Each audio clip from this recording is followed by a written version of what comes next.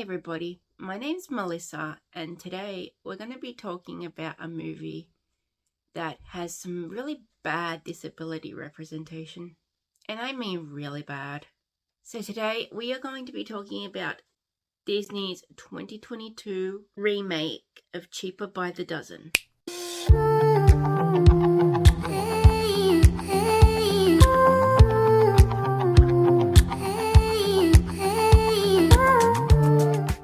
This movie originally hit Disney Plus in March 2022, and it's alright. Let's get into it. Just FYI, this will most likely be a rant video. Let's begin. One positive that I will give this, so we can get it out of the way, is that it does feature a blended family.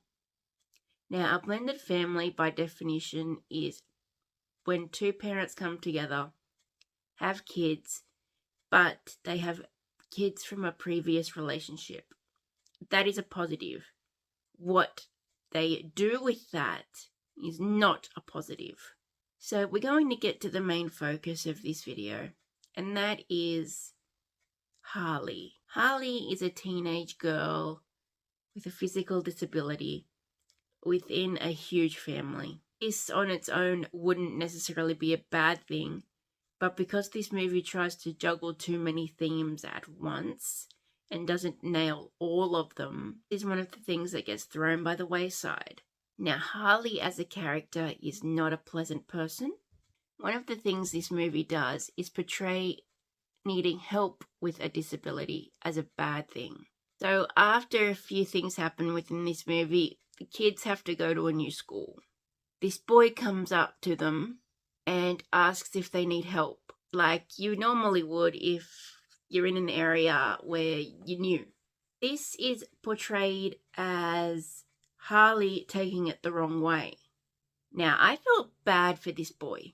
So within my notes, I have written down here, do you need help to find your class? This is by the boy that comes up to them. Harley very sarcastically goes, oh yes, because I'm so weak and helpless, because I'm in a wheelchair.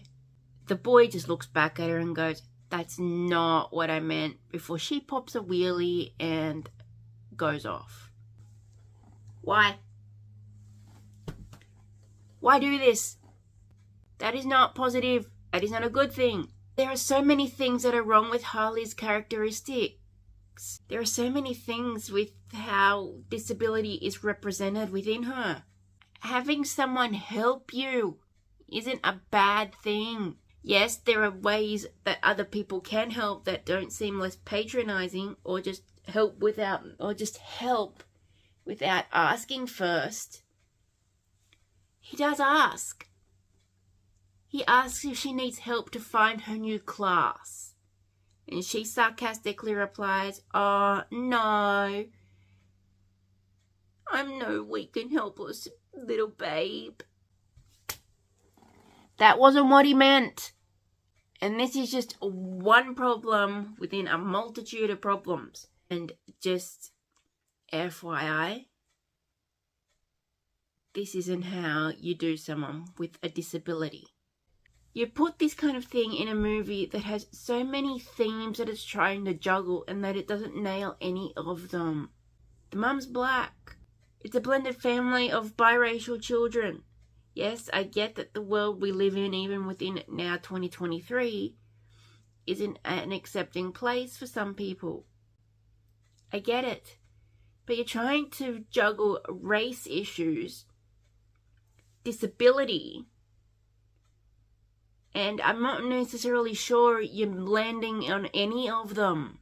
Because Harley feels like a stereotype of the bitch girl with a disability who thinks she doesn't need help. And we're not going to even touch the whole they move to a new house and the gated community think Riley's ramp is an eyesore. Let's just move on to the next point. I watched this when it originally came out, and my thoughts on it still haven't changed. Almost a year later. It's like the whole too many cooks in a kitchen thing. I mean, it's 2023 and Harley feels like a token disability character even now because they don't do anything with her. The only things that she does are accuse her cousin Seth of stealing money, even though she doesn't have all the information, and she tells her poor boy very sarcastically, I don't need your help, even though they're all new and don't know their way around. I mean, I don't care who you are who wrote this. This is bad. This is bad writing. There are things within the book community called sensitivity readers. I think scriptwriters need the same approach because this is offensive. It's not as offensive as You Before Me, which we are not getting into ever. You're pretty much telling a child with a physical disability or any disability that they shouldn't be asking for help or accepting help, because that's not the way the world works. We do need help. We don't need help all the time, but we do need help, even if we... You know what? I'm going to end this video. In other words, Cheaper by the Dozen 2022 Disney remake. And let's just talk about this for a second. Why did we even need a remake of Cheaper by the Dozen? I mean, Disney, we all know, is a cash cow. They're just churning out remakes without actually putting any legitimate thought into most of them.